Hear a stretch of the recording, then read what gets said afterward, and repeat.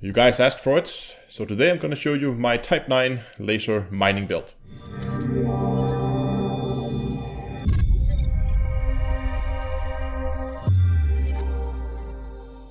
The D2E merch store is open. There are t-shirts, sweaters, hoodies, mugs and tote bags with many cool designs.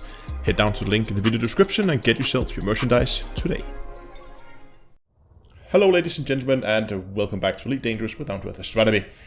In a recent video I showed my cutter mining build, and I asked if you would be interested in seeing a Type 9 version of it, specifically one that could fly without any engineering, for those of you who maybe don't want to spend the time or maybe doesn't have unlocked all the engineers just yet. So that's what we will be doing today. However, I should say, if you want to engineer the ship, you can go and watch the cutter video. I'll link it up in the more info icon. And then basically just copy paste the engineer mods I have over there over on this build, and you should be good to go. But let's dive right into it, and I'm going to start with the core internals. For the power plant, we have to fit a 6A power plant. It's cost 11 million, it's not too bad.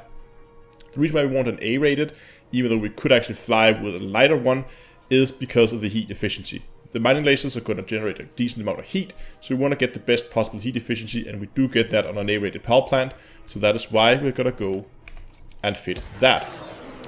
For the thrusters, I think you have two options. If you have the cash, you can fit 7A thrusters. You can see here they do cost, this is in Shinrata, so remember I have a 10% discount. I believe let me look it up, if the non-discounted price on the thrusters are 51.2 million. So they are quite expensive, so if you don't have the cash, go for D-rated instead. As you can see down here, they are a lot cheaper. Save you the cash, then maybe consider upgrading to A-rated later once you've gathered a little bit of money mining. But if you have the money to spare, investing in A-rated is going to make you move around the ring a little bit faster. So in my case, I'm going to buy A-rated and fit that. Frameshift drive, we need to have an A-rated here, because that's what's going to give us the range to actually be able to make it to our cell location, and also when moving around to out to the mining spots.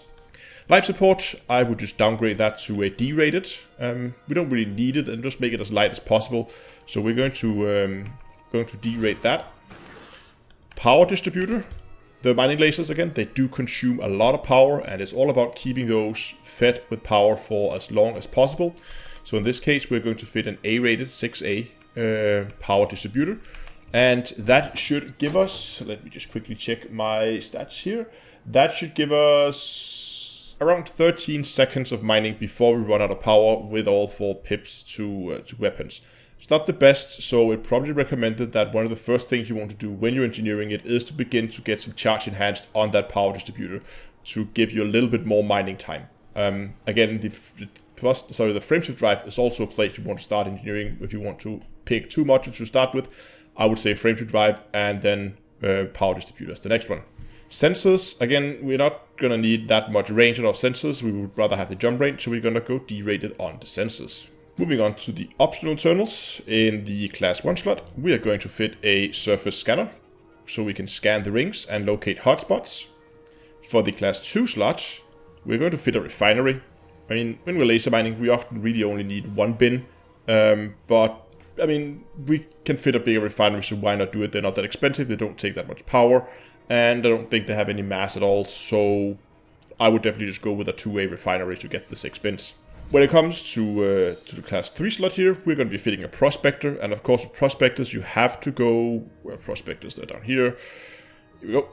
You have to fit if you fit lower than A-rate, you're going to get less fragments, you're going to make less money. So definitely go with an A-rated prospecting limpet controller. The fact we get a class 3 meaning we have 2 active limpets, allowing us to prospect a lot quicker. Then for the next 2 slots here, we're going to be fitting collectors. Laser mining, you do need a lot of collectors, and when it comes to collectors, there are always 2 schools of thought, right? Either people go for the longer range B-rated that has shorter lifetime, or you go with a shorter range A-rated that has longer lifetime. When it comes to laser mining, and even if you are mining in a wing, which the ship will do just fine, I'm going often more leaning towards A, because it's not that often you would be outside 1 kilometer of each other anyway when you're mining. You will be so close together when mining anyway that the fragments will not really be an issue where they are, so you can easily pick them up with an A-rated. So I would recommend going with A-rated collectors. The same with the class 4 slot. Unfortunately, collectors does not come in a class 4 variant. They only come in odd numbers. So we have to fit another class 3 collector limpet controller, getting us up to 4 active collectors. For the class 4 slot, I actually managed to squeeze in a fuel scoop. One of the problems with this build is it has a very, very short jump range. I think the final ship jump range with a full cargo is only going to go just shy of 12 light years. This is going to be a very, very short jump range. That's also why I really wanted to engineer that frameshift drive as early as you can. But that also means that our total range is going to be really short. So we would either have to stop for fuel, which again takes time, and flying into a station with a cargo full and NPCs hunting you and all that stuff. So that's why I've tried to implement a fuel scoop here. So I'm going to be fitting a 4A fuel scoop. It's not big. It's not going to fill up your tanks very quickly, but it is going to allow you to get some fuel into the tank without sacrificing too much mining potential in the build. Moving up to the class 5 slot here, I'm going to get another collector limpet, 5A this time. This should bring us up to, what are we up to? We had 4 before, we have 3 there, so that should be 7 now. In the class 6 slot, we're going to need a shield. Again, I'm going to assume that you do not have access to anything like prismatics, so therefore, for shields, we're going to fit a 6A shield generator to give us as much shield as possible. For the class 7 slot, we're going to get our last collector limpet controller, a 7A collector limpet controller for 4 active limpets on top of our 7 from before, giving us 11 limpets in total, which should be just fine, so we can keep up with the majority of fleets. And then for the last 2, we just need some cargo. So we're going to need 2 class 8 cargo racks.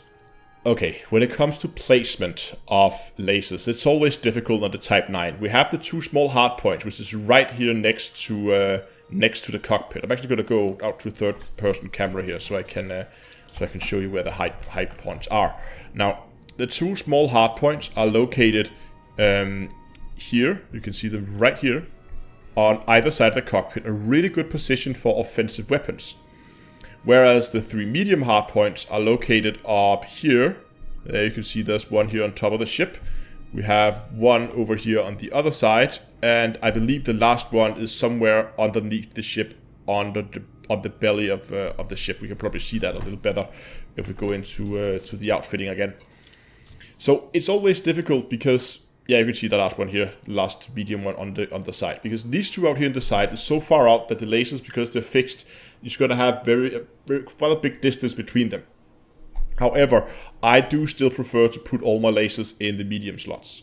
Because if I want to fit any kind of offensive weapons, these 2 slots are by far the best. You're not going to get a lot of firepower out of it, but it should be enough to take out at least smaller pirates in case. You don't have to fit any weapons, but for this build, I would just go in and fit, or is it mining tools, and fit 2D fixed mining lasers in the 3 medium slots. I know they're going to be spread out, but again, the rocks are also quite big, so I don't think it's going to be a huge issue. So that's how mining lasers fitted. All we need to do is just look at utilities. Again, we have a small amount of power left before we run out. So I would just, in this case, I would probably fit like a heat sink, just in case things begin to overheat, you get too close to a star, something like that. We don't want our cargo hatch to take too much damage. We're beginning to drop cargo into space. So a heat sink launcher can save you in those situations. And then I would also just fit something like a 0A shield booster. You can fit smaller and then fit more of them if you want. We only have power for 1 0A.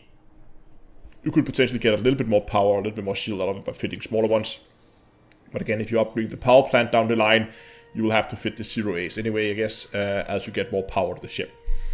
Let me know if there's anything you would change. How would you fit your Type 9, especially unengineered? I hope you enjoyed today's video. If you did, give it a like, subscribe to the channel. Until next time, I'll see you guys in space.